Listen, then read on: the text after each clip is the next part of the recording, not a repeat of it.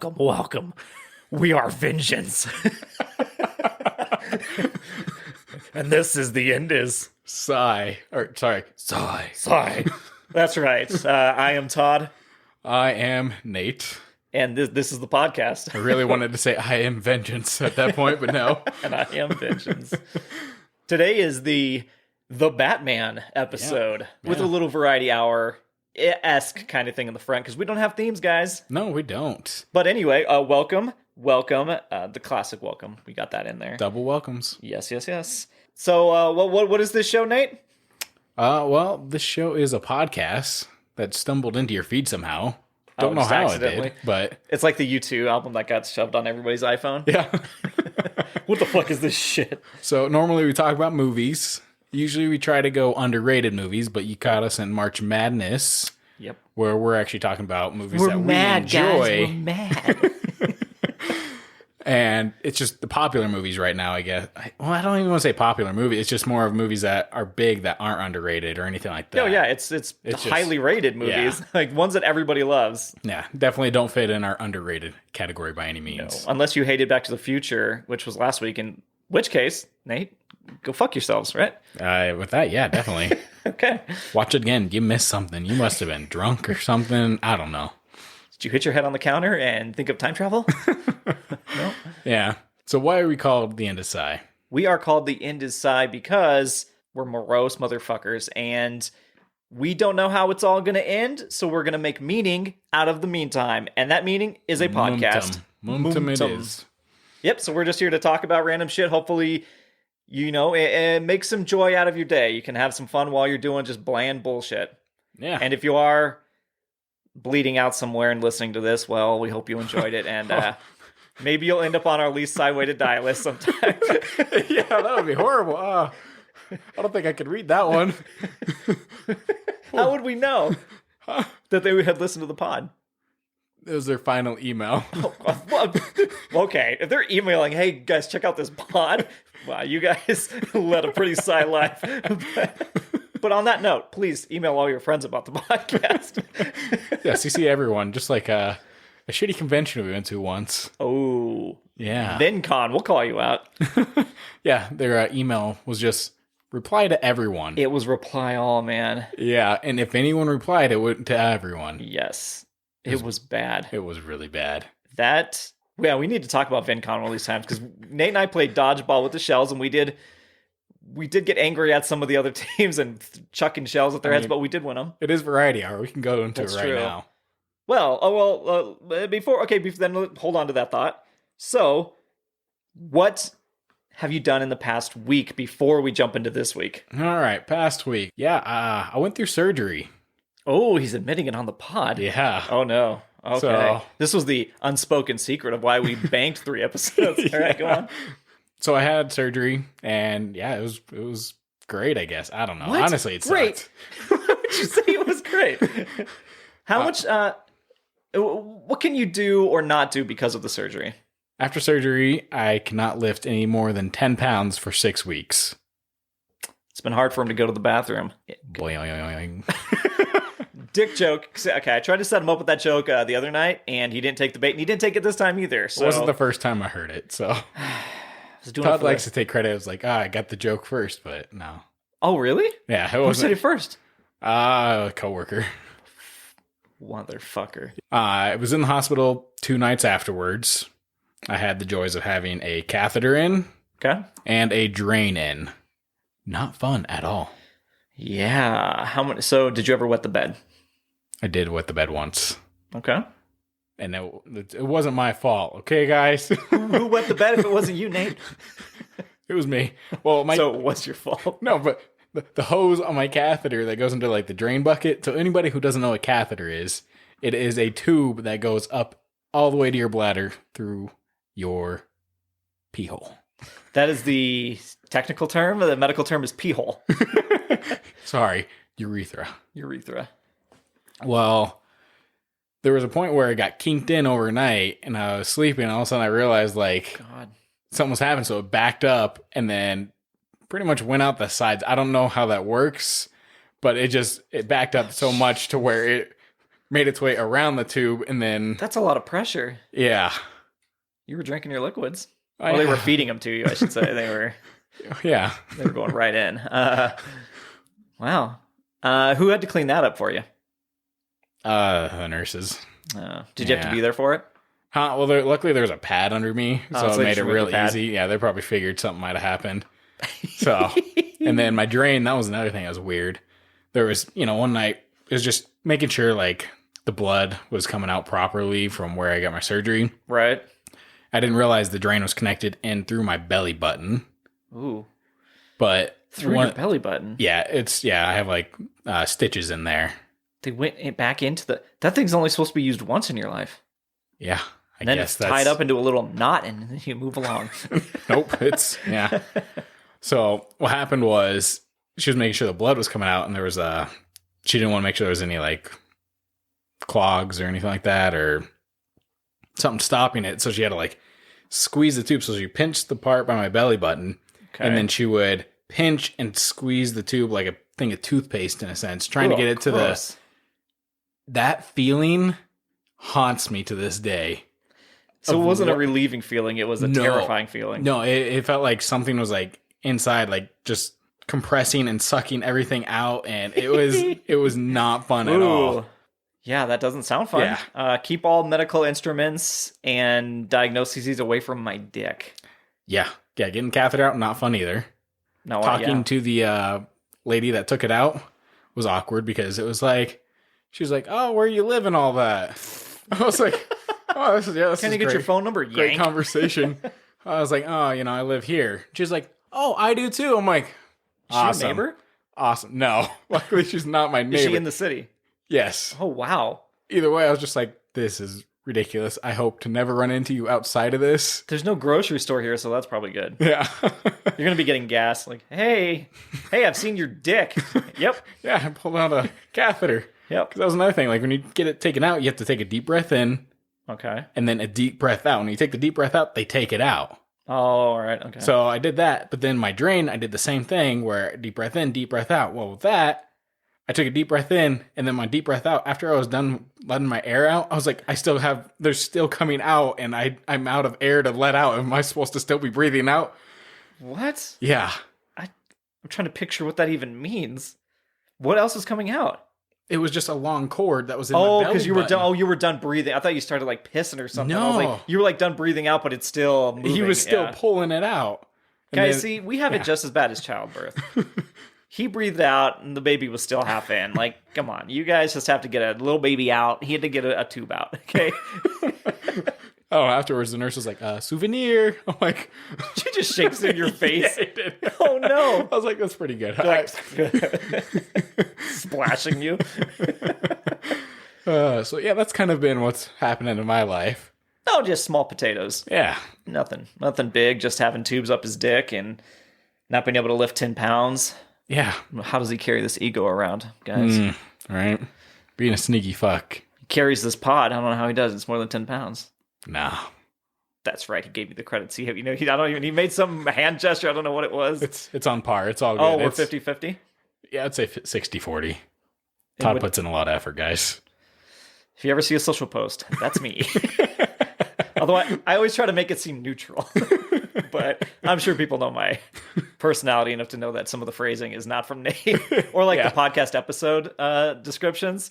Those are, there's no way nobody knows that's not me. But I always say like, Nate and Todd are talking about this, and I'm like, so maybe they think Nate wrote one of these. He's never written a single one. Not one. Cat's out of the bag. So if you ever see spelling mistakes, that was the one I had Nate edit. I swear to God. It was never me. No. Oh yeah. What about you? Last week, what's going on with you? I also had surgery. Oh no. Yeah. No, I didn't have any surgery. Okay, good. Whew. But I did go skiing. All right. For a work function for the first time in over 16 years, I'd say. Last time I went year, you went snowboarding, correct? Yes, I have gone snowboarding in the past. Why the change? My boss used peer pressure. They ski, and they were like, "You should ski," and I was like, because I'm not good at snowboarding, but I can manage it. And again, I haven't been skiing probably since I think the last time I went skiing, I was in a youth group trip. Okay. So I was, guys, I was a church guy at that time, so it's been a while. And yeah, they wanted me to go skiing to kind of like go with them, because I was going to hang out and just drink and spend time at the lodge. Half of our group did that, et cetera. Everybody's kind of doing their thing. But I got convinced. So I was like, I'll do skiing again. 2 things strapped to my feet seem way easier than 1. Okay. Is what my logic was. That is not the case. It just, practice makes perfect, right? So your logic is never sound, is what you're saying. I'm trying to think of when it has been sound. Sometimes it's sound. I give good logic for other people to use, but for me, it never works. So that is the curse. No, so we went to Winter Park. Okay. And that nice is area. It's a nice area, confusing mountain. Notoriously one of the most confusing series of trails that take you down. Anywho, got on the gondola, went to the top, and then immediately got separated from my group. Not sure how. Just trying to go for a green. So getting off the gondola, because I know it's always weird, like when you go snowboarding, because you have one boot strapped to the board, the back foot, and you have one foot off, so it's just dangling all weird, and it feels it all sucks. fucked up. I fall over more snowboarding off of a ski lift than I skied right off of it, because you just stay still and you just slide down the bottom, whatever. Yeah, I can stay in one position if it's just a straight shot, but the snowboard, like my right foot or whatever, it was like slides off the board or kicks out from underneath me, and then I fall over. That's my issue. Yeah. But anyway, so getting off the ski lift was not a problem this time around. So we're trying to go through the greens, and they all take off. And we have a guy on our team that has skied professionally. Like, he's got the jersey thing, like all this stuff. Very professional. Did he wear his jersey? No, he did not. I really tried to get him to. He did not wear it. No, he's.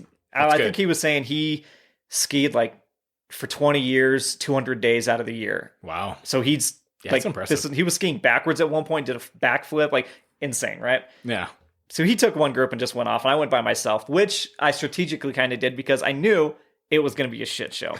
So I start going down, and all of a sudden it's starting to look like it's straight down. I don't know how this is a green or how Winter Park thinks these are greens, but it was almost icy straight down on some of these shots. I flew off into the powder in the side into a big bundle of trees. So I nearly pulled a Sonny Bono, and I understand how people die hitting trees. I get it completely now because it's so easy to just bam. I hit 2 trees on my way down. But so then the first time I just got laid out, and I lost all my energy trying to back out of the snow to get back onto the main course.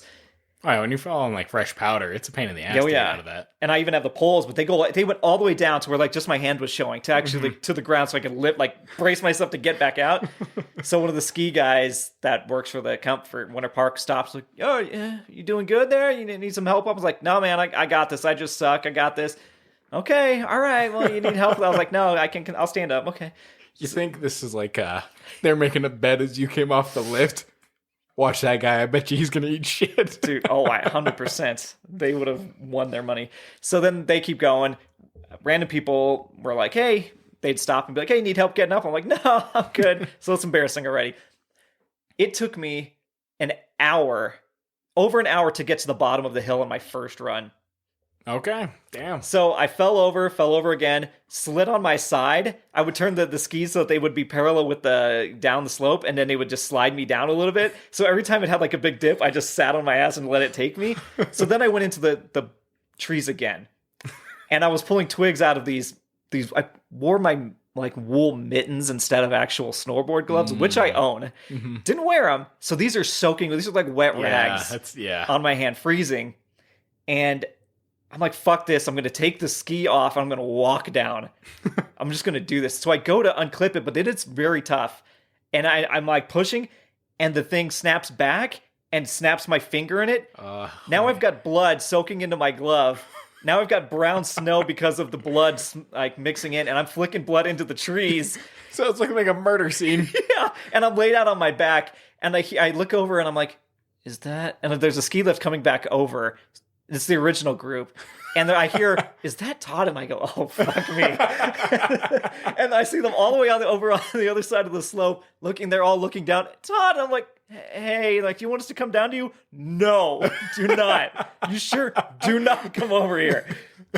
And so then, God, it was hell. My thighs were burning. I could not It was the worst. I hated it. I hated every second. I was stopping and crashing myself and being like, I fucking hate this. This is god awful. Who does this? Fuck everybody around me. Everybody that even skied close to me. I was like, fuck you, get out of here, move around. Anywho. So over an hour later, I finally I just keep going down the trail to lower to get to the ground area. Like I'm like, get back to the lodge. I'm going to do this one run and then I'm going back to the lodge. I'm drinking. That one's all I need. I get all the way to the bottom and realize I'm in a dead end of trees at the Velasquez, I believe, trail lift. I now have to get back on a lift, and it takes me to the top of the mountain. The dead silence of me standing in line with everybody else, and I got into a group of 3, so it's 4 of us, and I'm sitting on this thing. They're talking, dead silent, watching it take me to the very top of the mountain again. And I've already said, fuck this, I'm done, I'm going to go to the lodge, and I couldn't find my way out of the park. So I was like, I had to commit to, I had to do this again. The same ski people came by me, I think, 3 times. Like, you ready to get back up now? Because I was constantly on the ground. It took me, I didn't get down to the lodge again till about 2.5, 3 hours after I went up for my first time.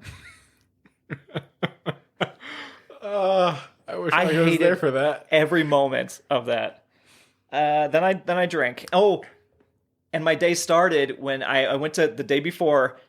I was getting ready, like, okay, I need to be up early because we're going to take the train. Amtrak up to the Winter Park. It's apparently beautiful. There's a beer cart, everything like that. I get on the road, and I'm supposed to, the train leaves at 7 a.m. I'm going to get there at about 6:40 at the latest. There's an accident on the highway at 6 a.m. That's always nice. I was 40 minutes delayed. I missed the train. I had to drive myself up to Winter Park. Fuck. Everybody on my team got to drink on the train and enjoy it and see it. It would have been my first train ride. That's how my day started at 6 a.m. Damn. I missed the train completely because of this accident. Sucks. 3-lane open highway at 6 a.m. and somebody fucking got into an accident. How you fucked that up? Well, if we find that person. I hope they're not dead. But... Because I'm like, you know what? It was one of those moments where you're like, yo, you know, people yell, like, they better be fucking dead if it's going to take this long. You know, you like throw out that shit. Yeah. No, I actually don't want you to be dead. But fuck, man. I missed my entire train. That went my whole day. So then I had to go up there. I couldn't drink really. And then I had to drive myself back down 2.5 hours. So that's what started it. And yeah, it was a day. That's rough. I mean, the whole skiing situation, like, had that happened without the train, would be like, meh. But I feel like because of missing the train and then all that happening, oh yeah, really sucks. I was mad from moment one, and I because I was texting my boss and team members were kind of texting me like, "What are you doing?" I'm like, "I'm gonna miss it." They're like, "Real?" I was like, "Yep." I didn't because I would have gotten there 20 minutes early. I wouldn't have gotten there till 20 minutes after the train, or that's when I would have arrived. It was 7:20 ish. And I was like, I'm so mad. I'm glad nobody's here with me right now because I'm so mad that I have a 2.5 hour drive ahead of me instead of sitting on a train enjoying drinks. Yeah. I planned all around this, everything, gotten all this, the equipment rentals and everything ready. And damn. So that's how it started. And it just, not great. And then I forgot to, like I was telling Nate before the pod, I forgot to return my skiing equipment the next day. But they're super nice about it, so... Well, regardless, I feel like this all started when you decided to ski instead of snowboard. That's the butterfly effect that happened there. Ooh, yes. That it was pure chaos. Yeah. Wasn't a theory in that regard. It was pure chaos. My day was garbage. But, so yeah, everybody would be like, oh, how was it? And I was like, dude, no. The amount of pain I was in. I couldn't stand up straight and ski without my thighs burning. And I'd try to bend over, burning. I would stop just so I could breathe so my legs could, like, get a break. I can't get my left leg to turn. I don't know how it works. Yeah. Well, I mean, usually the first time of the season going up, it's fun, but at the same time, it sucks because you realize you're using so many goddamn muscles that you don't use on a daily basis. Yes. To where the next day you're like, the fuck did I just do? Why can I not walk? Why can't I just stand up without hurting? Which is weird because I didn't feel any pain yesterday and I don't feel any pain today from it. Yeah. I was burning that day. Even trying to sit up and sit down when we were getting drinks after was excruciating. Yeah. But I don't feel it now. I'm like, oh. Nah. And my body is not prepared for physical activity. I mean, guys, Mom, turn off the pod. I have rhythm where I need it. I don't have it on the slopes. Cool runnings, feel the rhythm. Feel the rhyme.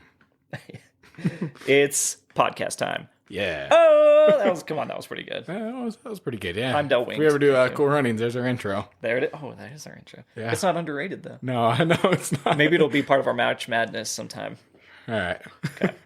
Now what? So now that was a very long, but we needed to eat some time anyway. We're just talking about Batman, guys. Yeah, that's variety hour. And gals. So sorry. We are not a sexist pod, even though Nate tried to call it the Indecide only for men only. That was his original podcast title. I don't recall this at all. You owe this. I pinged you during surgery if we should change it. Oh, shit. Yeah, you signed in everything. That's not my signature. It says you were a visitor at the hospital, but you never, no one said you were ever here. So you said, highway driving, all that. Yep. Made me think of one of my things I thought of. When I'm driving on the highway, you get the windows down on a nice day, and every now and then you kind of you have your hand on the side of the car, like on the window, right? Kind of sticking out a bit. Yeah. I always have that fear of like a rock coming up and hitting my hand. Because how really? I'm notorious for rocks hitting my windshield? Yes. How many times has a rock hit your windshield on the highway? Too many to count. I've been in a few of them. Yeah. It's annoying. But I always have that fear of my hand getting hit by a rock or something like that. Yeah. No, that's legit. Yeah. If my hand has ever been like outstretched, like in traffic, I was always worried that I would hit like a signpost or something. When you're like taking turns, like you're so close. That's I'm not worried perception. about that. Yeah, that's. I mean, I've never pictured a rock coming up into my. So that's never a fear I've had. So thanks. Now I'll think about it, I guess. But I'll probably still be fine. But yeah, or in California, I guess more so because motorcyclists would drive straight through the middle. Yeah, that would be. So if your hand was out, or if you opened the door to like spit or pour out a drink or something, and even dead stop traffic, because that's when they're going to fly through. Mm-hmm. Yeah, that always terrifies me. Is that I'm watching even if it's not my car, when they're going through, I'm watching them because I'm like, somebody's going to turn or open a door or do something, and they're going to get hit. I could never do that of being a motorcycle driver and going through traffic like that. No. Do you trust anybody in your own car? Like, yeah, fuck no. I feel like all it takes is someone to swerve over, cut someone off, you're dead. And you become the Indecide dead story. Dead story. Our name for this segment we have at the end is so clunky that the end is the dead story. We just throw the name of our podcast title and then say it's like the least side would it die or the dead sigh or decide this way. It's insane. It works. Pure chaos. Yeah. This is our theme for today. This is the word of the day is chaos. Chaos. Todd finally fit it in. He talked about the longest time trying to fit in chaos to this podcast, whether it be in the title or anything like that. I really like the word chaos. And he was like, chaos, guys, let's get it in chaos. Somehow chaos. So I feel like you got to love Sonic whenever that comes out, because if it deals with the Chaos Emeralds. Yeah. When I was young, I thought they were like the Chaos Emeralds. I thought it was just like a funky name for something. That's fair. Yeah. I can't give you shit because my reading skills are shit. Yes. I didn't say anything, but I'm going to agree with you. But yeah, so. Were we in the variety, just randomness now? Yeah. Okay. Yeah. I just want to let everybody know in case you were timestamping it, keeping track in your journals. We're in the variety moment. Someone's keeping a journal of us. Wow. That's nice. I think they might be trying to kill us. Yeah. The other thing I had driving to the Batman the other day, I had a fear of a ticket issue I had in the past. A ticket issue? Yeah. So, like just from getting pulled over? No. A ticket for the movie. Oh, ticket for the movies. Okay. Yeah. We were going to see, it was Star Wars Episode 7. So, Force Awakens? Yeah. Okay. And one of our friends got tickets, and he's like, guys, I got tickets to it. And we're like, oh, shit, yeah, let's go. You got 4 tickets for us. I was like, this is great. Yep. Going to because at the time, the theater we're going to was pretty new still, so you're getting that recliner seats. It was kind of first time getting... That's when we knew... That's when our theater experience had changed. Oh, yeah. When this one opened up, yeah. Yeah. Well, we're driving there. Everything's going good. Mm-hmm. We go to the counter. Like I said, with this new theater, it was always just like, popcorn is your choice, and that's it. Right. But now it's like, oh, wait, we got chicken tenders and fries and all that. Yep. We didn't eat dinner before. Let's get some chicken tenders, fries. Let's just get a good meal here. All right, cool. Go get our tickets scanned. Sweet. We go sit down in our seats. We're sitting there waiting. All right, this is nice. Group comes up to us. Those are our seats. What? No. These are our seats. Yeah, look at the names. We're looking down. Yeah, see, these are our seats. Everyone confused, like, what the hell is going on? I take a double look, and I'm like, guys, these are their seats. Like, what? Yeah, these are their seats. Oh, good. Somehow the theater let us in, even though the tickets that we got were for next Friday. Not the Friday we went to go see it. It was next Friday. So we went through concessions. And the thing is, when you get to concessions, you order your food. You have to give them your ticket of where you're sitting so they can bring your food to you. So they're literally just looking at seat number then. They don't even care about anything else. Because they looked at that. They're like, all right, cool. We'll bring your food to you. Went to the ticket office of like, all right, take a ticket, rip it in half. Guy's like, all right, theater's there. To the left, go through here. I wonder if the new scanning system would stop that now. I was thinking about that too the other day. Yeah. But I still have that fear every time I go to a movie now of like, I have to double check my tickets and be like, okay, this is the right date. Okay, cool. And then before I go, right date. Okay, cool. There you go. There's like a few times I have to double check it just because I don't want to be in that situation again. Because later that day, since we didn't get to see the movie, we went to the old theater and saw it there, which was just a smaller screen. Yes. B, not recliners. Right. And C, you're going to see a big blockbuster. You want to be in a recliner at a nice big screen. We're all about the big experience, guys. The big screen experience. Yeah. Yeah. Yeah. And you probably caused an existential crisis for the people that walked up to you too and saw that you had the same ticket. They'd be like, oh, fuck, because they're not looking at the little dates either. No. And they know they're right. Yep. This is a whole witch hunt scenario. Worst part, because like, it wasn't me or anyone else who bought the ticket per se. It was just the one friend of ours that got the tickets. Did you guys give them shit forever? Oh, yeah. To this day. To this day, good. Yeah. Good. As they should get shit. When I went to The Batman, I was right in front. Like, not right in front, but like the furthest down to the far right aisle seats before you get like, there's a little aisle or the alley in between, the front seats, the garbage seats, and the actual main seating area. So I was right there. So I turned around the corner. I'm standing there, and there's a lady and her husband, I believe, and she's got her bag and her jacket in my seat. And it's like, dude, these are assigned seats, you idiots. Hey, what are you doing? But I'm standing there, and I'm looking at her, and she doesn't make eye contact with me. And I'm like, so I like set my popcorn down on the thing. I'm like, hey, and doesn't make eye contact with me. Her husband looks over at me and then just looks back at the screen. And it's like, you fucking morons. So what is happening here? So I'm like, all right, you're going to need to acknowledge me, or whatever. And then she's kind of like, oh, and then gets all of her stuff out of this chair and lets me sit down. I'm just like, I stood there probably for a good 30 seconds trying to get her attention because the trailers had started, so it was a little darker. But still, the dude made eye contact with me. I'm standing there. Does she not have peripherals? Should she be allowed on the road? Right. Like, I want to take her driver's license away. Yeah. And then she was on her phone a few times.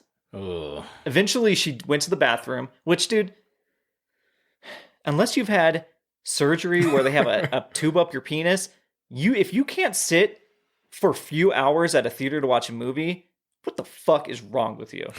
Unless you have a legit medical condition. I get medical condition aside. If there's something that has, fine.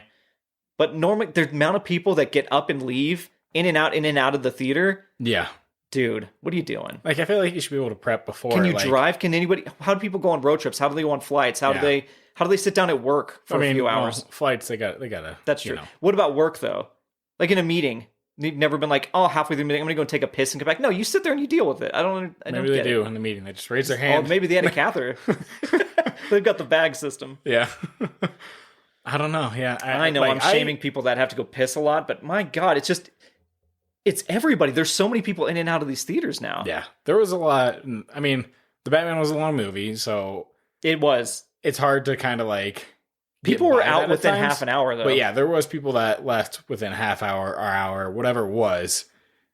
I feel like if it's me, I personally, I was like, I want an edge seat this time because you might need to get up. Yeah. Did you have to?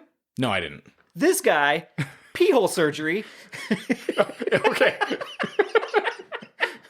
Was it pee hole surgery? Everyone's gonna be like, he had pee hole surgery? Wait a second. Is he the Q-tip guy? Oh, no. Oh, shit. He rolled over in bed. No, I'm not the Q-tip guy. And secondly, it was not pee hole surgery. Okay, well, this guy that does need to use the restroom a little bit more or would think he needs to after the surgery can sit down for it.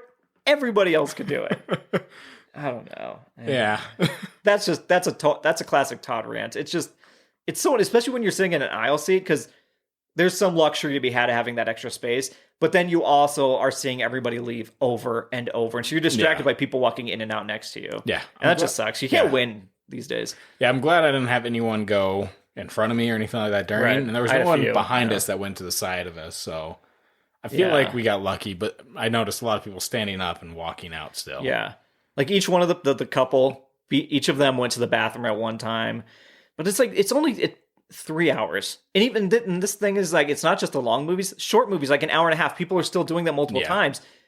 What is your daily life like? Can you go to dinner without having to use the restroom? Can you do anything without having to stop first to use the restroom? Yeah. No, I don't know how that works. It's like, well, And even again, then, medical issues aside, I'm talking about purely people that are like, I'm a functional pee hole. You know? yeah, you pee holes. Yeah. What were you going to say? I just can't imagine what it's like for them to sleep at night. That's the thing. Obviously they can, right? Yeah. Or Or can they they not? are getting up every hour and Oh, a that half sounds to 2 miserable. hours. But I feel like they're not.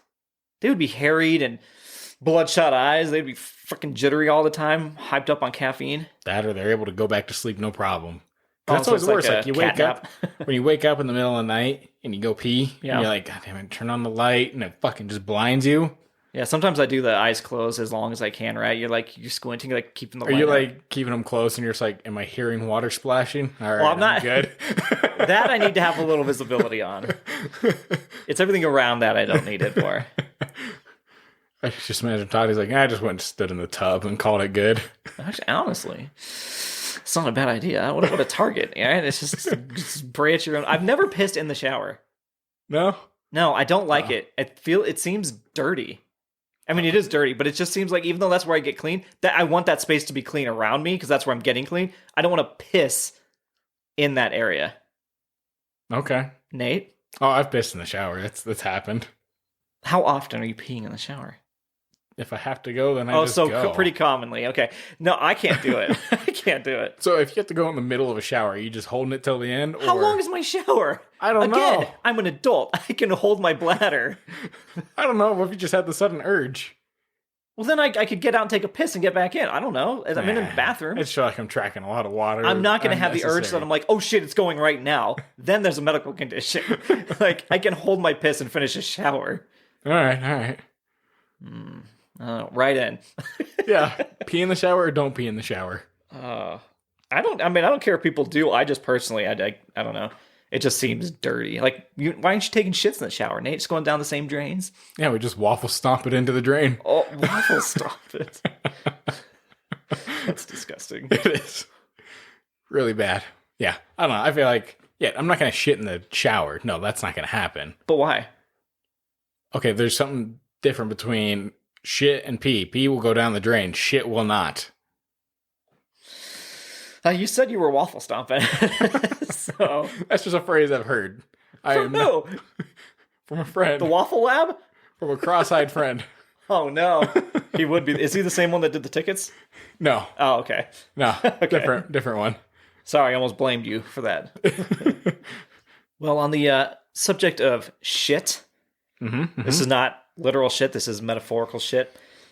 I won't mention. There's plenty of dating app issues, and I've talked about Nate recently of like weird catfish type things and all that. That like dating apps are just notoriously garbage.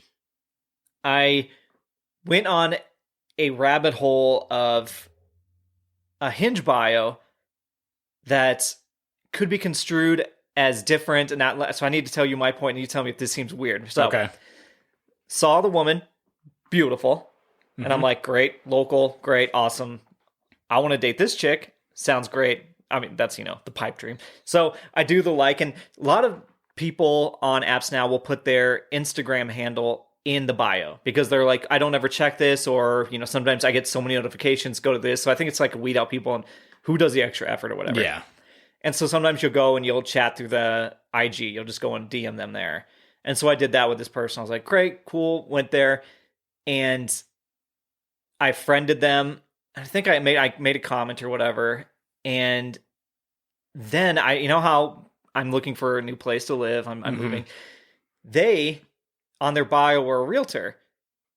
And I was like, oh, I'll click the link to see what's, in the area. And so I click it, and then it's like, it has you put in the code, like their like a special Realtor code. Yeah, the realtor code, I guess. Yeah, and I was like, realtors have okay, so I just different need to codes. be able so I can log into this specific app to see the listings. And so I do that, and then the app like populates something and says, all right, now you've been connected with your realtor, this person. I'm like, oh, fuck me. Now I look like a stalker because now I've liked you on Hinge. I liked you on Instagram, and I'm directly able to message you on your realtor app. And I'm like, this now looks like I was seeking her out, but it was just a happenstance of like, I was on the dating app, you used the profile, and I was looking for a place to live. I didn't realize it was going to connect me to them. So I thought maybe they got credit for bringing somebody into like the app. And, so, ladies, this is how people can come off as creepy and not mean it. And I've never messaged her on the realtor app. I have backed away. I deleted all my, I unmatched or whatever, or, I didn't unmatch, but like I deleted the app since that point. Yeah. So there's no way to like, I'm not hunting anybody for a date. Yeah, see, outside, I mean, the shit of like all the coincidences that lead up to that. And you're like, no, this is not what I was intending by any means. I was strictly just like, oh, hey, this is perfect because I am looking for a new place. And you're a realtor in this area. Or even you got the one thing where it's like, oh, I am interested in this here, like something that's like, or if they had an Etsy shop or something. Yeah, exactly. It's just... Yeah, it's just, hey, your marketing worked, basically. I don't know, Right? So, I did that. That's really the short long of it. Nate had the story of the catfish of somebody asking me for my most recent profile pic. So, which one's your most recent? Meanwhile, this person has only shown their ass in the pictures. Mm-hmm. That doesn't make any sense. No, by and any I means. went... So, okay, I mean, full transparency. Yes, did I swipe right on a chick that just had ass shots? Yes, I'm a guy. I'm sorry. I'm a simple lizard brain walking around looking around. But then I messaged, and they weren't a bot. I could tell they weren't a bot, but they wanted to know my most recent, and then I was offended because I was like, the fuck? I can't even see your face. Well, yeah. And so then when I asked, what do you look like? What does your face even look like? They said, well, I look like a girl. And I was like, report it. I said, well, great, you're a bot or you're a scammer. I'm going to report you. I don't even know what your game is. And then I blocked him. Yeah. So maybe it was a real person, but either way, why not like just, hey, this is who I am? Yeah, because they said they didn't want to be seen at work, or they didn't want their coworkers to see them, or they were managers, so they didn't want people they managed to see them and stuff. And it's like, I don't give a shit about the rest of that now. Now I need to know what you look like. This is a dating app. Yeah. So you're saying what happened was she was wearing a bikini. Yeah. And what happens if her office has a pool party? She can't wear that bikini there. Oh, God. Dave in the office is like, I know that ass anywhere. What? I was going off the bikini, not the ass. Why? Well, because the bikini is... It goes with the ass. There's not like a specific phrase on that bikini that's like one of a kind. No, is it like floral print or, certain I don't color? remember. I think of white. Maybe just white. I don't even know. But this isn't helping your whole position with the realtor, Todd. What? You don't remember what the bikini looks like. Why is that not good? You just notice the ass. I don't think the realtor lady had any ass shots. Oh, okay. What are you hiding, realtor lady? Oh, that's the life of a dater in 2022 as a guy. Yeah.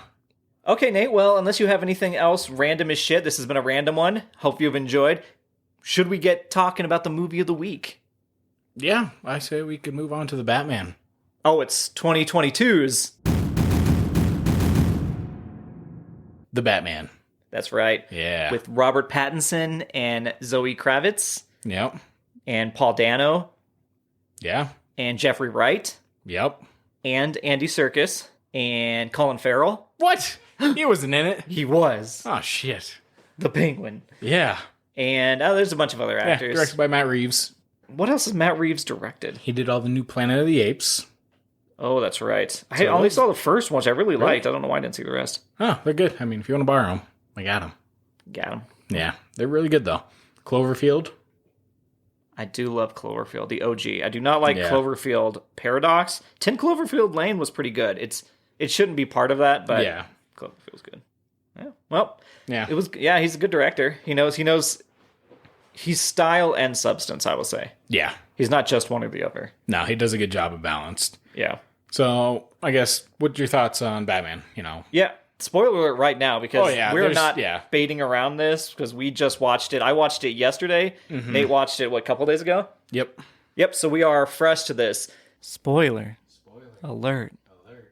I really enjoyed it. I would say, like, let's say a movie is 100%, right? It's 1 through 100, everything out there. I would say I'd liked it 95 to 97%, which means I only had a small quibble about stuff at the very end. But for the most of that movie, it was fun. Yeah. It was a good ride. Again, the style. On. So what about you? Yeah, no, I enjoyed it. It was a good movie through and through. It's one of those, like, I definitely would like to watch it again just to go through, like, all of Riddler's clues and keep up as to what they were going for the entire time, too. Right. Paul Dano did play the Riddler, yep. Yeah, because I know your big issue was if they don't do any of the things that Riddler wants. Yeah, it's like the Joker conundrum in Dark Knight. Yeah. Joker's plan only works if everybody plays to the exact point, which is not ever going to happen. Yeah. In this movie, so we know that Batman needs to bring Carmine Falcone into the light, right? Like, he needs, that's his part of the plan, is he's finally going to get the rat and bring him out onto the metaphorical light, which is the street lamp outside. But Catwoman interferes inside the club and is going to shoot the dude in the brain, her dad. Yeah. What if she does that? Riddler's just sitting there at the window going, where is he? Or what if Batman's like, there's a lot of police out front, I'm going to take you out the back. Or what if he, like, knocks him unconscious or disfigures him? Or if anybody kills the very human Batman in the process and they don't get him out. Yep. He's just sitting there with a sniper rifle, sitting, like, out the window being like, that's it. Shit. No movie's done. Yep, done. I guess nothing ever happens. There's so many things that have to work, and that's just one instance. But anyway, I really like the movie. It's just that one of those plots. It's always hard to do. People love to make those big, oh shit, mystery and unraveling, but it falls apart on retro aspect. So, well, because that's the other thing is, like, this is what Batman's second year or whatever being Batman. And I didn't know that, but when did it say that in the movie, or is that just we know? I think it was like there's journals or whatever. I think one said year 1, and then his journal that he was writing currently said year 2. Okay, so cool. I didn't catch that. But either way, how does Riddler know that he's not going to kill either? Right. Because, he's so new to it. Who knows what his moral stance is? And we saw him electrocute somebody's brain immediately in that fight. Yeah. That guy's brain is fried. He didn't survive that, I didn't think. No, or he's in a wheelchair. He's Batman doesn't kill, but he does comatose and cripple. Yes, exactly. Everyone he kills, they're in a coma, guys. They're not killed. And I didn't think that this Batman had established that he doesn't use guns enough.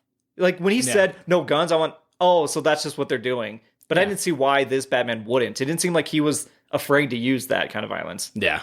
I don't know. It was weird because, like, I know everyone also, the big issue, you had Robert Pattinson playing Batman, and Batman, when you look at it, is two different people. You have Batman and you have Bruce Wayne. Yep.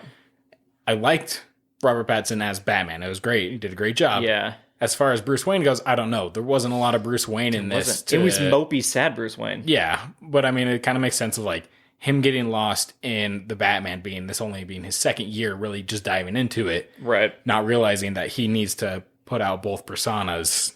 That's true. He was just a recluse, right? Yeah. So I kind of put that aside for that. But I mean, obviously they're going to go through more with these movies. Yeah. So there was hints at a character that I know Todd's real excited about.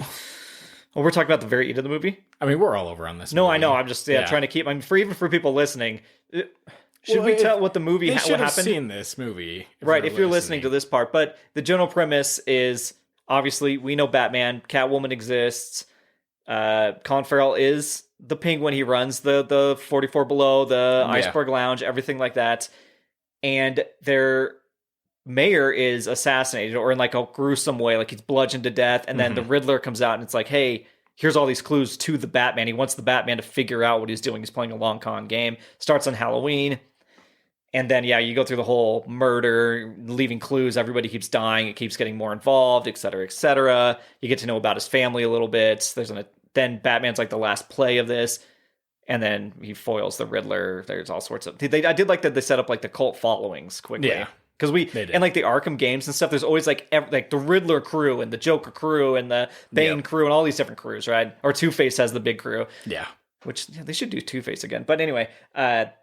But back to the... Okay, so then at the end, the Joker is in the cell right next to the Riddler. Yeah. And he does a lot. Who played him? Do you know who played him?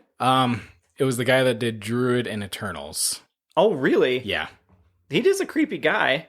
So I Looks like they fucked with his face a bit to make the smile. I like the casting there because like I feel like he could do a good job. It's one of those like I can never judge until I actually see him in the role. We've just had too many Joker iterations recently. Oh yeah, there I can't has stand been a lot. So okay, that was mine. That's why it's not a full 100%, right? Mm-hmm. Let's get right to it. It's not the full 100% because I do not like that there is going to be a sequel. I was always under the impression this was a standalone. That Matt Reeves wanted to do the Batman. It wasn't going to be because we had Snyder's Ben Affleck Batman, all this stuff. And we do have Joaquin Phoenix as the Joker in this other world, et cetera, et cetera. So I did not like when they all of a sudden showed the Joker and he laughs and you go, oh, great. There's a sequel set up here. Mm-hmm. And then we obviously have him have the bat signal. He stays in Gotham. Catwoman leaves and he's going to do it. And I'm like, damn it. And I did see a TikTok this morning where people were watching the Batman, and then Robert Pattinson was in there the whole time with some people, and he walks down to the bottom and gives a little speech like he watched it with him. And he said, all right, now let's go make a sequel. And then he everybody cheers. And of course, yeah. So it's like, okay, so they're definitely going to make number 2. Oh yeah, I'm sure they will. It's one of those where it's going to make the money. But it's going to happen. I'm okay with the sequel. I understand like where you're coming from. It was 3 hours. I thought, first hour, you set up this kind of who the Batman is in this one, what his kind of rules are. You kind of, as you're doing that, you can set up who the villain is. The second hour, you can go fucking crazy and have your battles and your gadgets and all your fun stuff, set up the stakes. The third one, you wrap it up, man. He stops the thing. Maybe he gets killed or he's like, you don't need the Batman or whatever. Mm-hmm. And then you end the movie. you had it there. Yeah. I mean, like I said, it's a highly rated movie. It is. Yeah, it's super good. It is super good. Don't get me wrong. Yeah. It's super great. The one thing I kind of noticed, like, throughout watching it is, when Batman would come to fight his scenes. Yep. He had his own little theme music. Yeah. And I liked it because it was menacing and all that, but at the same time, for me, every now and then I heard, like, Star Wars bits in there of, like, when Darth Vader walks up is what I was kind of imagining. Really? Okay. I don't know if that's just me, but... Interesting. It was one of those where I was like, okay, I see what they're going for, Batman menacing. He's, I feel like I kept getting vibes of, like, the Christopher Nolan sounds to Batman sometimes. Like, the dun-dun, like when he's... And that's a horrible interpretation. That didn't sound like anything that... What happened in my brain did not sound like what came out of my mouth. Yeah. But that was one of the things, but I mean, that's so minuscule compared to the movie itself. Right. The other thing, though, I did really enjoy that I didn't expect to enjoy as much was the Batmobile. Yeah. I enjoyed the reveal of the Batmobile a lot because I was like, oh, this is awesome. Like, it's just starting up. It's getting roaring. But then for some reason, it stalled or whatever. Like, did what it stall? What the fuck happened there? It didn't make any sense. Thought it was like a joke. Yeah, like, I was like, what's going on? It just stopped, and that was it. And I was like... He wouldn't be one to fucking stall this. I mean, I understand, like, throughout the movie, they showed parts, the engine, and his Batcave, him building it. But at the same time, for it to, like, stall or whatever it was, that was one thing that just threw me off of that whole scene. I was like, oh, this is awesome. Here he fucking comes. He's going to come out and just own shit in the Batmobile. And then he just stalls it or whatever the fuck happened. I don't know. Yeah, you were like, oh shit, this is badass. He's like terrifying them by revving it. And you see like almost like the jet engine type thing in the back, and it's all blue and lighting up. And all of a sudden it just like clips, and all of a sudden it's like, and the thing like stops. And you're like, was that supposed to happen? And then he just guns it. And you're like, yeah, what was that choice? Mm-hmm. Yeah, I don't know. You lost all your momentum. Yeah, I don't know what that was about. Even if it's like an actual car thing or something like that. I don't think it is. Well, you wouldn't edit that in. You would leave that out because it doesn't sound fun. Yeah, exactly. It sounded like shit when that There's happened. times where you kind of just get rid of logic for certain things. Well, speaking of logic, that whole car chase scene, he gone in 60 seconds at the end. Oh, yeah, he did. All of a sudden, the fucking car ramp flips next to the semi on its side, and he guns it and jumps over. Mm-hmm. As badass as it was, it's insane. I expected him to just ram through one of the trailers or something like that. That's what I was expecting. Of like, hey, let's show off the Batmobile being this armored like tank of its own that looks like a car, just ramming through a trailer. Because when you think about a trailer, all it is just kind of like some plywood. What kind of wood do you think they use for that? No, plywood. Just any certain grade, plywood, like 3/4 inch marine grade plywood. What are you talking about, Todd? That's how they make trailers. I was in the vehicle marketing game. 3/4 inch marine grade plywood. Yeah, probably is what they had in there. All right, well there we go, guys. But I mean, a car's gonna be able to get through that no problem. Yeah, especially that is beefed up and fast as it was going. Yeah. So I figured it would have been something like that, but they definitely just decided, now let's make a ramp here and just make it really cool looking.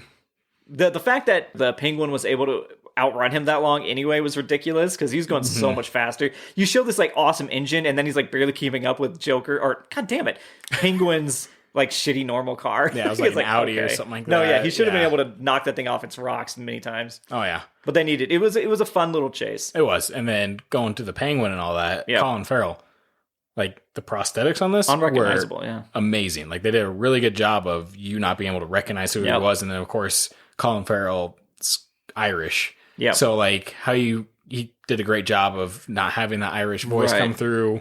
Well, riddle me this, Nate, man. Oh, do you think you even need Colin Farrell then? Why not just hire somebody that's that age and maybe that body type? That's a good actor. Do you need to take Colin Farrell, make him unrecognizable, make him change his accent just to do a part? Or do you bring in somebody that maybe already kind of reflects that and you have to worry about any of that? Yeah, I don't know. It's hard to say. Like maybe Colin Farrell, they just figured had the right stuff for it, like the acting chops. And I mean, kudos to him for going for it too, because like you think a lot of actors usually when they show their face, they want it to be shown as well. They want it to be recognized as that person, or their agents would make them do it. Yeah. So I mean, kudos to them, because if they bring Batman up for a sequel and Colin Farrell is in for it, they can't go and change his face all of a sudden. Right.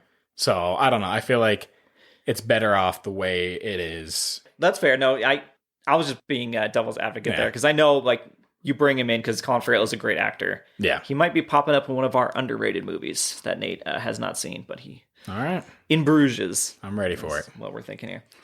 But how did you think Paul Dano did as the Riddler? It was good. He was really good. It was weird because like I didn't know he was in it at all. Oh, really? You know, you didn't see any of like the pre-mentions of like he lost sleep over this and blah blah blah. No, so I didn't know who it was. So throughout the movie, I was kind of like, okay, is Riddler going to be someone that we actually know throughout the movie? Right. But like a Jeffrey Wright was it or something? Yeah, something like that. Where okay, this is who it was. So I was thinking that the entire time, but then to find out at the end, I was like, oh, okay, it's that guy from The Girl Next Door. Yes, that was my thought. Yeah. With the guy with the big dick and the girl next door. Yes, that does the scene. Yeah. But no, he was really good. He did a good job because Riddler and like you were saying, Joker, like so similar in a sense of they like playing a game with Batman. Right. Do you want to just see the Joker next movie? Yeah. You see the Riddler and go straight to the Joker and go, oh great, another funny thing spray painted onto walls. Yeah. Instead of question marks, it's ha ha ha. Mm-hmm. And we just saw Jared Leto and yeah. There's too many Jokers to go around. There's been a lot of Jokers and not a lot of establishment, because if they decide to continue on as this Batman and somehow decide to connect all the the DC Universe stuff, they're not going to use him in this, right? It's going to be weird. And Nolan and him and this Batman, I don't think show up at all. Yeah. In the larger ones. Because this one is like grounded. How do you feel about them grounding it again and not doing any supernatural elements like whatsoever? I'm okay with it with this one here. Granted, I would like to see. Well, how do you do? Okay, then how do you do like villains that aren't just Joker and Riddler, that are just kind of crazy guys? I don't know how you go about it. It's because Nolan found himself in a pickle, I think. Yeah. When he went, shit, we can't use Joker anymore, and we already did Scarecrow. Who else is kind of just a human? Mm-hmm. Bane, I guess. Well, that was the other thing with this movie here. I've seen people online. At the end, when he has the adrenaline rush or whatever it is. Yep. Everyone was like, that's Venom, right? That's the green stuff that he put him, like Venom. No, that was stuff just that an Bane adrenaline puts shot. I know, but everyone's reading into it like Jesus, it's Venom's, like, or not Venom, but Bane's Venom that he puts in him. And I'm like, all right, you guys are really stretching here for more. That's a huge stretch. Yeah. I know adrenaline can do a lot, but he got a fucking buckshot to the chest and he was like down. Yeah. Like does adrenaline just erase all pain? And like, because then he was up for hours and hours walking people through flooding waters and. Yeah, I have no idea. Unless it was some own serum that he had, who knows? So it's like one of those, smart. Like that was probably the most comic book thing of the movie. That in the car, kind of jumping and stuff. Yeah, there's a couple things where you're like, okay, that's fun. I just wish they had brought in a little bit of supernatural element. Just show us that there's a little bit of something different here. That way you can have a Mr. Freeze. Well, yeah, exactly. Mr. Freeze would be amazing. Like, you look at it, Batman has so many different... Yeah, and they just go to the same ones. Yeah. How do we get a Poison Ivy if... Right? It would be nice to see him go through... Because, like, Batman, like, I don't think he stands great in a shared universe with DC. No. He has so much lore within his own rogues gallery. Right. that he could carry his own stuff for a good 6 movies if they honestly wanted to. Yep. Well, the fun one was obviously with Suicide Squad, James Gunn, is King Shark. You can't have him in this universe. You can't even have anything close to that in this universe. So you're limiting. So what is your ideal Batman villain you would see show up in Batman 2 in this grounded universe? In Batman 2? Yes. So you got to ground them. If I have to ground them. So that takes out a ton of options. Oh, yeah. There is a bunch. I don't even like Solomon Grundy, but I think it would be fun to see that kind of dark in the tombs Killer kind of thing Croc stuff. would be awesome to see. Killer Croc, I would love to see. The Arkham Asylum version of Killer Croc. Yeah. There's a lot of characters like would be good as side characters for him. I don't know. It's hard. I mean, Mr. Freeze could be grounded, but at the same time, like you have to still have some disbelief with that. Because he doesn't have a freeze gun, and that's his whole thing. I don't know. I've stumped him, guys. I've stumped him. Well, I mean, that's the thing. Is like, I'm trying to think, like, can you even do a Robin? Can you have, like, him have people following him and being a Robin? Yeah. Do you... my long theory is that the kid from the very beginning that he saves... Yeah. No, not the little boy. The guy that had his face half painted, not fully, like he was still being jumped into this gang... Mm-hmm. And then Batman steps in, then he runs off. Because we get to focus on him so much in that. And I was like, this is a smoking gun. Yeah. We're going to see this person at the end help Batman. Right. And we never saw him again. I don't know who... I mean, go off as one of the Robins. He comes... Because there's always, like... The Bat family's so big in general. I think he would be great, like, Red Hood or something like that. Like, a really good guy that started doing what Batman was doing because he saw him save and he says what he does for the city. And then he gets hurt by the Joker or somebody. I mean, it'd be great to see Red Hood done, but it's one of those two where you have to have so many movies laid out to get and they're not going to certain do that. ones like that. How many do you think they get out of this one? 3? 3 or 4, maybe. You think maybe even 4? Maybe, depending how much they push it, because if like the next one comes out and it's Joker based, it's going to get its money because there's so many Joker fans as it is, and everyone's clamoring for any kind of Joker material. But if they fuck up the Joker, they don't go number 3. If they fuck up the Joker, then they probably don't get a number 3. I mean, probably, but if they make the sales... What does it matter? That's true. It's all about sales, guys. The art doesn't even matter. Well, I would hope that, and they probably won't do this, but I hope that Joker is almost like the Thanos appearance in the Marvel ones, and he shows up at the end of 2 as well to be number 3's villain. So in number 2, you have the other people get introduced, and then he's like kind of building these Arkham Asylum people, and number 3 is the Arkham Asylum game almost turned into a thing where he's stuck on this island at Arkham and he's fighting these people you've seen established the last 2 movies. Personally, I don't want to see Joker be the end game because I want it to be Court of the Owls. No, I agree there. Yeah. No, this is what I'm saying. I think this is what they would do, but I would love to see Court of the Owls. Again, though, Court of the Owls needs a long setup. Yeah. They don't mean anything in Gotham if you've never even heard of them. In the third movie, all of a sudden it's like, these people pulling the strings, you go, I don't give a shit. Yeah. No, it's one of those where that would be a great one to see. It is trending on Twitter, Court of Owls. So that'd be great. Can you imagine as a normal Twitter user, you just popped up and said Court of the Owls? No one's going to know what the fuck does that mean? That's a cult shit. Yeah, either way, I know we're getting on a tangent of like what could be with the movie. Perfect. Who gives a shit? Yeah. And it would be great to see Court of the Owls like that is going to be my recommendation for this week. Well, for people that don't know what Court of the Owls is, what is that? Can you give a brief description? It's pretty much Batman, he knows the city in and out. Well, he comes to find out there's more to the city and it's the Court of the Owls. It dates back to some of his family and all that he's dealing with. They've been a part of it. They've had assassins throughout the city. It's just, they've been so well kept as a secret. And it's a really good story that just, I don't want to give away at all if you guys are going to read it. Like, it does a great job of, Well, that's the problem is, like, can you break a Batman that's already broken in these movies? Like, he's not established enough, right? The Batman that gets broken in Court of the Owls has been doing this for so long. Yeah, he thinks he knows what fear is. He invented fear as his idea. And all of a sudden he's like, there's this entire group that I never knew about running everything. He's like, his whole world is turned upside down. They break his ass. He goes like fucking crazy for a hot minute. And it's definitely a good series to read, so that'll be my recommendation. But going back to the movie, I thought it was funny. There's the report on the TV, and at one point he actually turned down music while he was working on some of the like riddles. Oh, right. I was like, okay, this Batman listens to music. Yep. Hell yeah. He's totally, again, like we were talking earlier, it's a weird Bruce Wayne because he's not a playboy, philanthropic kind of guy. He's he's an emo. He's an Yep. emo, reclusive dude that's rich. And everybody's like, oh, is that Bruce Wayne? Wow, he's finally out in the light. It's great. And he even like glares at the light when he goes to talk to Alfred at one point. Like, okay, he puts on shades and stuff. It's like, all right, vampire. It's why I understand of like the way he is being the second year Batman, just invested 100% Batman. Yeah. He's going all out for it. Yeah, what'd you think of Alfred? That is, again, that's Andy Serkis. Super good. I mean, actor-wise, he's super good. I always like to see him and stuff. I didn't really care. I honestly was hoping they had... I know that he doesn't have enough built up, but everybody that knows Alfred. So I think you could have killed him in this movie and had a whole new trajectory for this Batman. Yeah. Then you get Lucius Fox in quickly, maybe, and you get the new developments and stuff. Because he has this old lady working there, too. Yeah. She's she never was been in just anything. around, yeah. I thought she was part of it at one point when she goes, it already happened. I was like, oh, shit, they got the old lady. And then she was just, like, talking how the bomb went off an hour ago.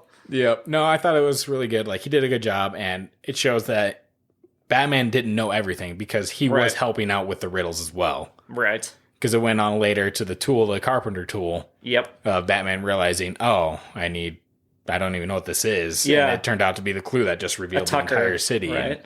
Yeah. So I was like, all right, kudos to them, and kudos to that officer that helped out there. Yeah. No, it was... that I did enjoy that. Like, it was all the people around him that helped him do this. Yeah. Gordon was there for a lot. And Gordon was a diehard... He was a liver... he was a fanboy. A fanboy, but a ride or die. Yeah. Damn, I was trying to think of that phrase. He was definitely that kind of character. Oh, yeah. He protected him. The whole part in the jail cell. Yes. Where he's like, all right, listen, you're going to grab my keys and you're going to go out this door here. Yeah. You're going to punch me, so they're thinking, why don't you pull your punch? It did. Like, because he hits him fucking hard. And I was like, you did not pull your punch, dude. You laid that motherfucker down. Yeah. You've been meaning to do that. You've been wanting to do that. Yeah. Back to the... And I asked you, like, how you felt about the Riddler and Paul Dano. There's all this stuff, like, Paul Dano couldn't sleep, and Zoe Kravitz was drinking milk out of a bowl like a cat to get part of it. And everybody's like, well, Robert Pattinson did nothing besides just play Batman. And the whole mythos, you think that's for publicity that they did all this stuff? I feel like it is. And it's not that they actually went crazy a little bit trying to play... People have played worse characters in so many movies and never had to say, like, they went I feel like, for a comic book movie. This is definitely publicity. I can't imagine... Did you hear that? Yeah. That was Jaime shaking it out. I can't imagine what Zoe Kravitz actually drinking from a milk bowl. There was pictures of her doing a pressing. She's drinking out of it in the old Catwoman. No, I don't know. I mean, obviously, that's probably just a photo shoot or something like that. Yeah, right. But I can't imagine someone going like, because like the way her character wasn't like really based around cats. No, he's just like, you have kids. I just have orphan thing. Yeah. That was it. So I can't imagine it being them actually going crazy. And right. Some people maybe, and some people take it a little too far. They sure do.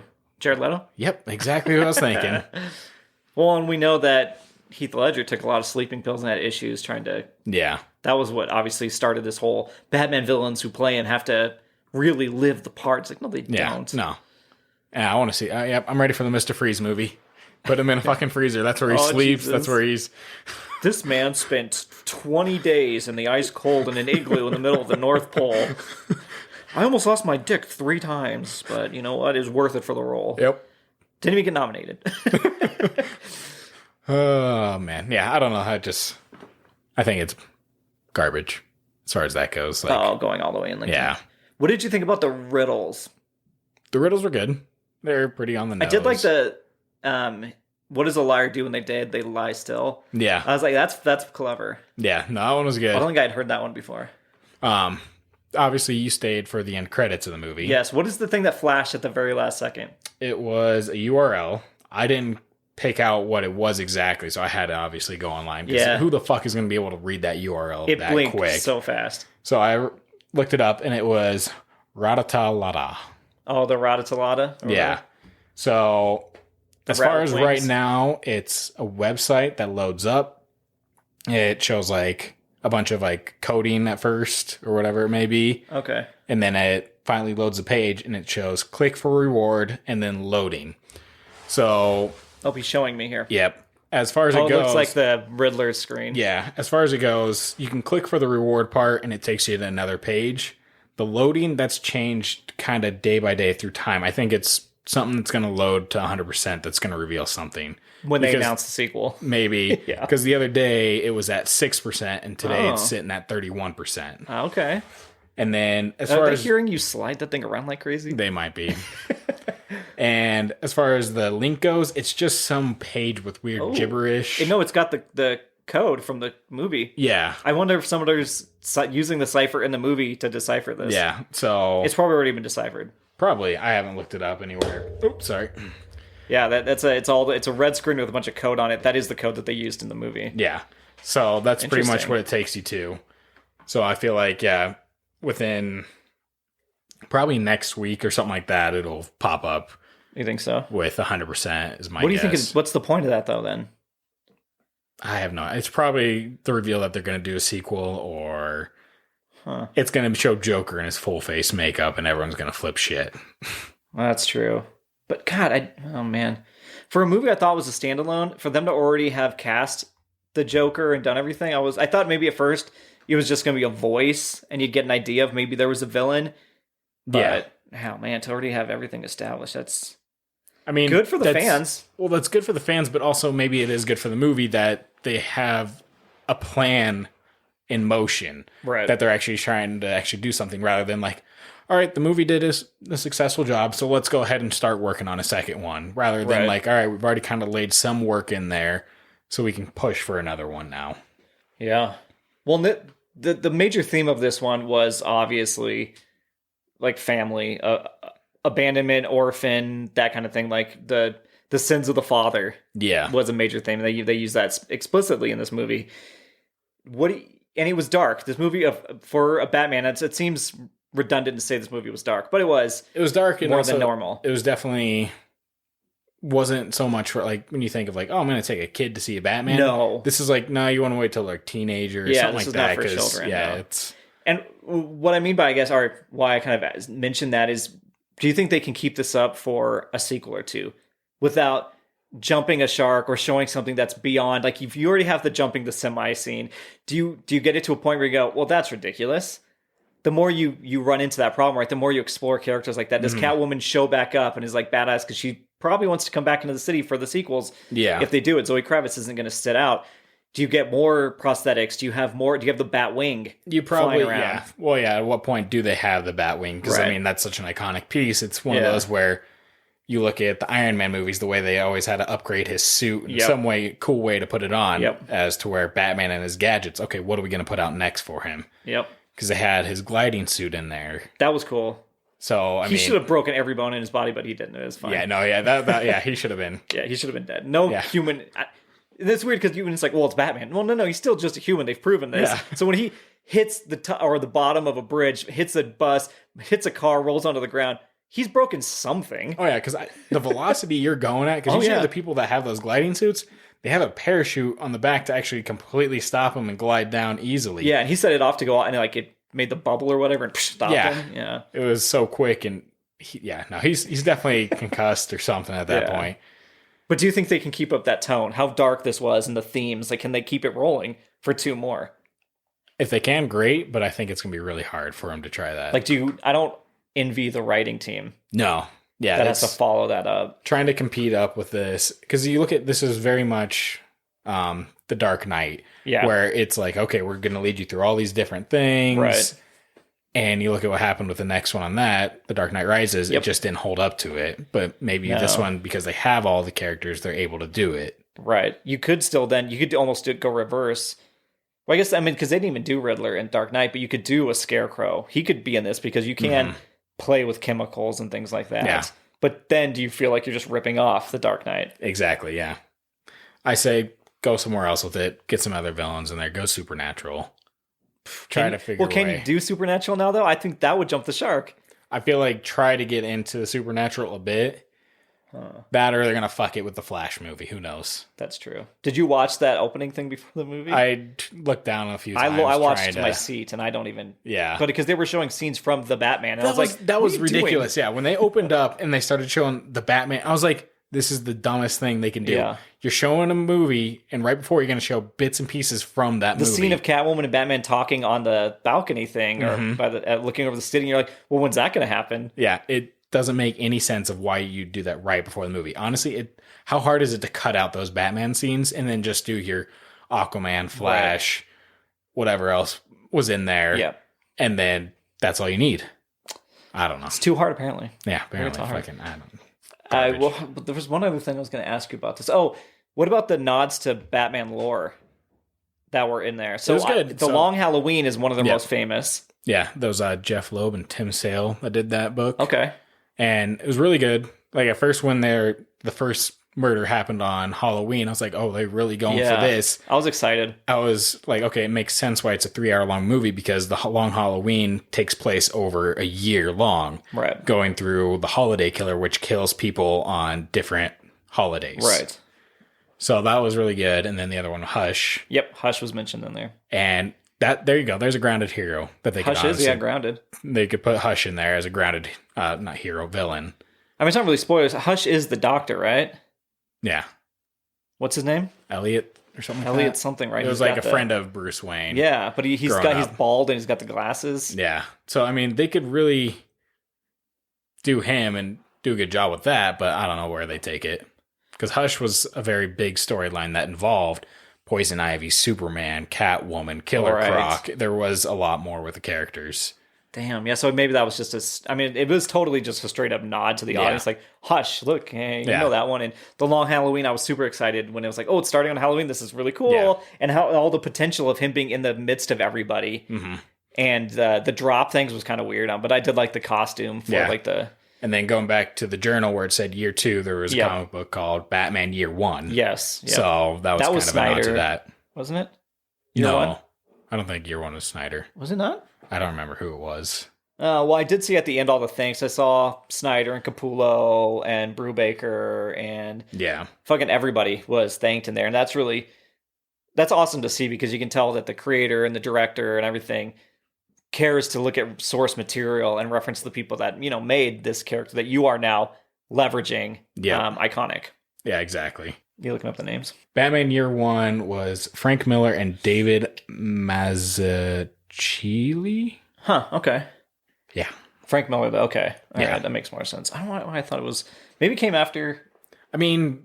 The Greg Capullo, he did like a Year 1 thing or something like that. Yeah, that's what I thought. I remember seeing... I think I own issues that say Year 1 on it. Yeah, I don't know. They always do rehashing of stories at times. But no, it was really cool to see them reference who they got influence from. And I'm trying to think if there was too many other nods. I'm sure the movie's filled with little Easter eggs in the background. It was a dark movie, though. Again, it's going to be like everything's at night, of course. Everything's in shadows. Mm-hmm. I liked it, the way it built up suspense, because there was that narration of him being like, these villains or whatever think I'm in the shadows, and that's the only thing that I'm supposed to do, is I am an icon of fear. Yeah. They just robs the store, looks up, sees the signal, and goes, oh fuck, we're beating up this guy, see the signal, oh fuck, like we need to spray painting, drops the paint, goes to the alleyway, that's darkness. Yep, don't go that way. And that's exactly what Batman is supposed to be, and I don't think a lot of the movies ever did that justice. No, yeah. And I did like that they rolled right into that. Yeah. I'm trying to think of who played Carmine Falcone. It was the guy that was in Transformers, the second one of Revenge of the Fallen. I know that's I know his actual name. He was back in Rounders. He's in Severance on Apple TV. Yeah. He's a famous name. If I had thought of him before I asked you, I would know the name. But of course, since I asked you now, I can't think of the name. John. I was going to say, if I said the first name, you'd get the last name. Well, now I'm a complete blank space in my head. John Turturro. Oh, Turturro. John Turturro. God. Yeah, see, completely blank fucking mind over here. Anyway, John Turturro, so super good, man. And it is weird because I am watching Severance, and so it's like, he's much different in that, and it's weird to see a star playing two different characters. Yeah. Because you're stuck it's not, you can't get around that this day and age. Before I watched the Batman, recently watched Kimmy. And that had... What movie? Kimmy. It was on HBO. Kimmy? Yeah, it recently just came out. Oh. So, but it's very, the movie's based very much around the pandemic. Oh, okay. And she's the main actress in it. Who? Zoe Kravitz. Oh, okay. So, seeing her go from that to this, very different roles. Right. That's what does kind of suck about media saturation, is you see it so often. And I was thinking about that, how they were showing the DC montage before the movie, sometimes you'll see, like, what if Robert Pattinson had another movie out, we would have seen that trailer air before the movie. We would have seen it being like in a love story, and then it goes into Batman. Like, well, I just saw this person playing somebody else. Studios do not air another actor's film. I know you want to, but before the film that they're in, because that throws your brain completely off. Oh yeah, it does. And then you're thinking, this is now a character. This is now the actor. I'm not watching the character. I'm watching the actor now because I know that I just saw them playing another character moments before. But anywho, listen to us. Listen to the Indecide podcast and change your ways. Yeah.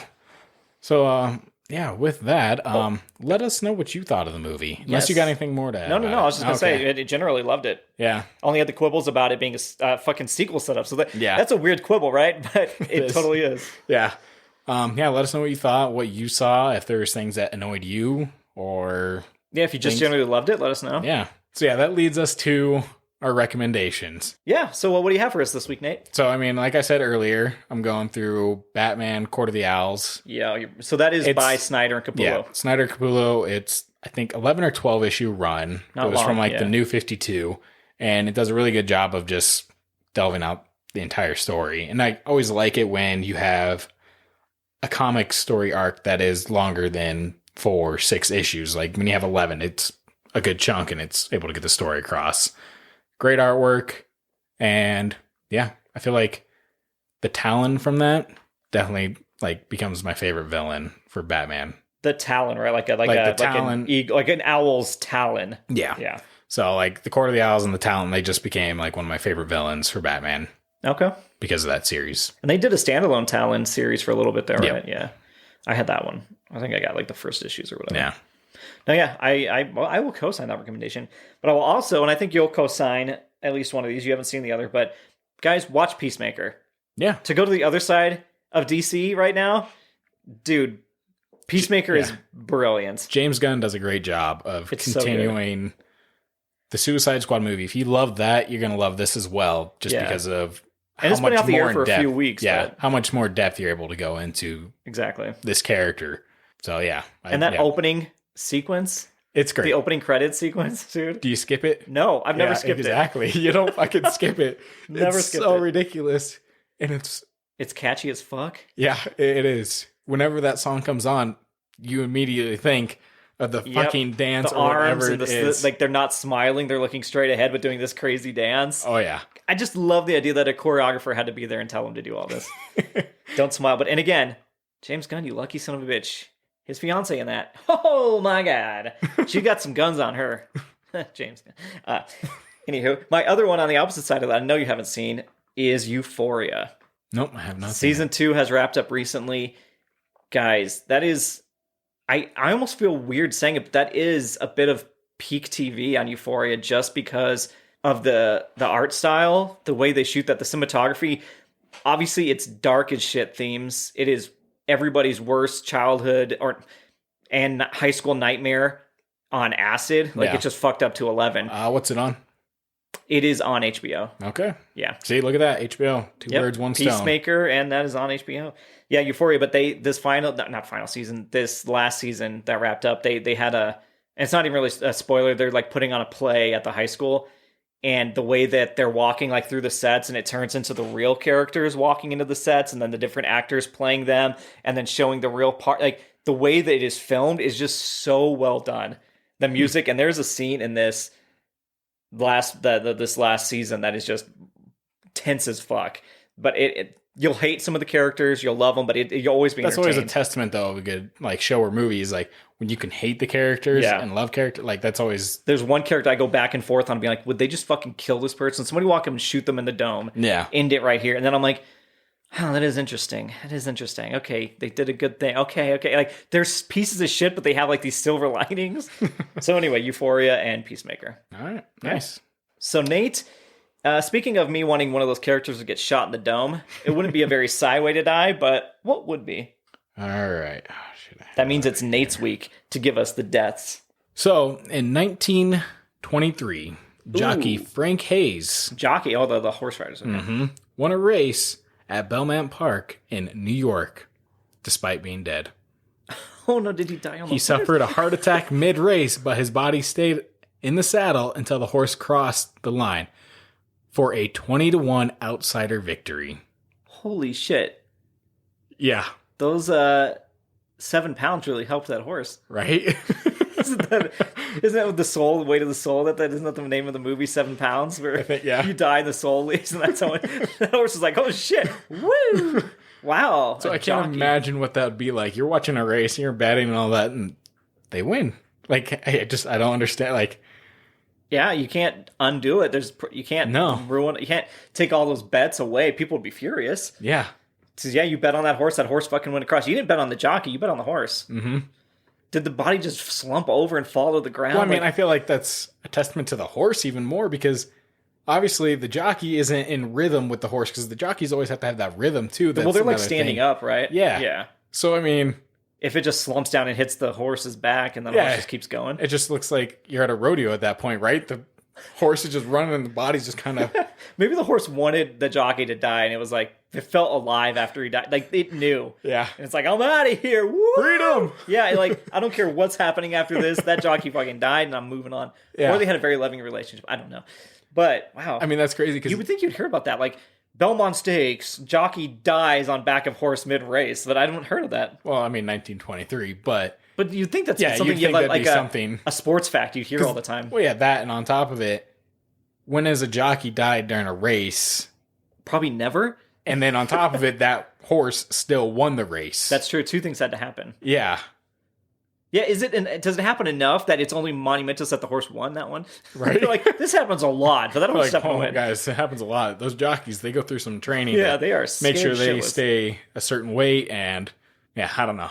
The gun went off, died, went across. Yeah. Wow. What's even worse, did the gun go off, and then like during that he hit his heart attack, so then he died mid-race at that point? Like, well, how long are those races anyway? They're not that long. no, they're not long. I mean, you look in maybe 30 seconds is my guess. No, but it's definitely not. He had to have died almost immediately. Yeah. I don't know. So that is not a sigh way to die. That is the least sigh way to die. Yeah.